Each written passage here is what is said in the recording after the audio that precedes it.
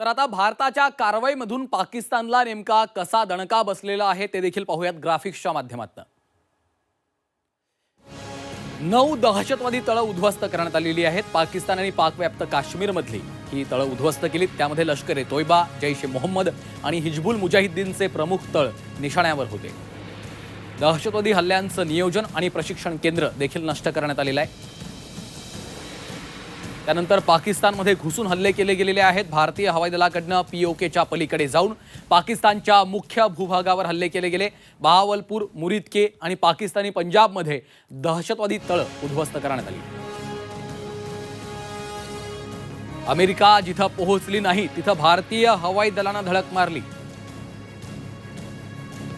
या हल्ल्यातून भारतानं जगाला दाखवून दिले की आम्ही पाकिस्तानच्या कुठल्याही कोपऱ्यात सहजपणे पोहोचू शकतो।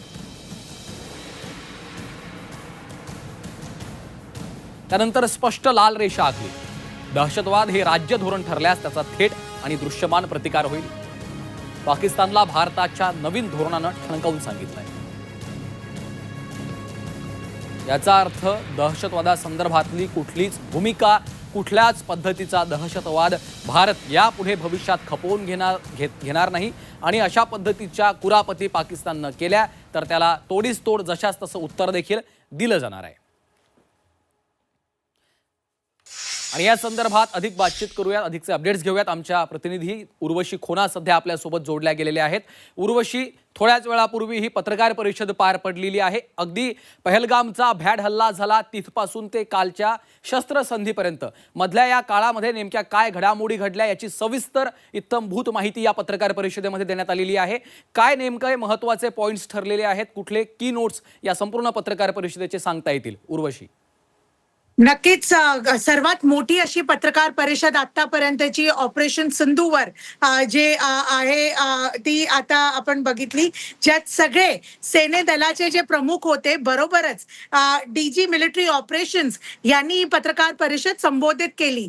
त्यांनी स्ट्रेट मेसेज दिला आहे पाकिस्तानला, आसिफ मुनीरला, की आता जर पाकिस्तानने उल्लंघन केला, आता पाकिस्तान आपल्या हद्दीत नाही राहिला तर भारत दाखवून देईल, भारत घरात घुसून त्यांना जे आहे त्यांना धडा शिकवणार अशी माहिती दिली गेली आहे।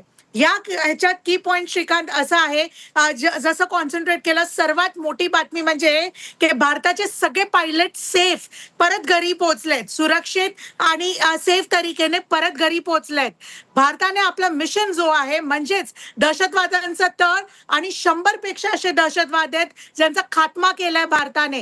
इतकंच नव्हे तर त्यांनी हेही सांगितलं आहे की पाकिस्तानकडून पण जे आहे 30 ते 40 असे पर्सनल्स आहेत ज्यांचा जीव गेलाय, पण ते पाकिस्तानमुळे गेलाय, कारण की पाकिस्तानने कुठे ना कुठे इतक्या सगळ्या अलार्म्स असून पण एक सिव्हिलियन एअरक्राफ्ट चालवत होता आणि सिव्हिलियन एअरक्राफ्टच्या नावाने स्वतःला कवच म्हणून जे आहे तिथे सांभाळत होता। तरी भारताने सगळे प्रयत्न केले की उर्वशी, आपण पाहतोय या सगळ्यामध्ये प्रामुख्याने एक मेसेज आहे, तो लाऊड अँड क्लिअर भारताने दिलेला आहे। अशा पद्धतीचा भविष्यात कुठल्याच पद्धतीचा दहशतवाद भारत खपवून घेणार नाही। तुर्तास धन्यवाद तुम्ही दिलेल्या या सविस्तर माहितीसाठी।